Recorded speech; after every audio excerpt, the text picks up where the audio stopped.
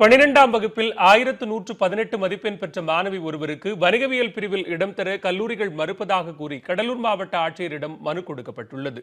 கல்வியில் பின்தங்கிய கடலூர் மாவட்டம் மஞ்சக்குப்பம் பகுதியைச் சேர்ந்த கூலித் தொழிலாளியான கிருஷ்ணன் மகள் யோகஸ்ரீ 12ஆம் வகுப்பில் வணிகம் மற்றும் கணக்கு பதிவியல் பிரிவில் படித்து தேர்ச்சி பெற்றுள்ளார். பொதுத் தேர்வில் 1118 மதிப்பெண் பெற்றுள்ள இவர் வணிகவியல் பிரிவில் சேர்வதற்காக சென்னையில் சில கல்லூரிகளில் விண்ணப்பம் செய்துள்ளார். ஆனால் அவருக்கு இடம் தர கல்லூரிகள் மறுப்பதாக கூறி கடலூர் மாவட்ட ஆட்சியரை அணுகியுள்ளார். மாவட்ட ஆட்சியரும் தன்னால் எதுவும் செய்ய முடியாது என்று கூறிவிட்டதாக இந்த மாணவி தெரிவித்துள்ளார்.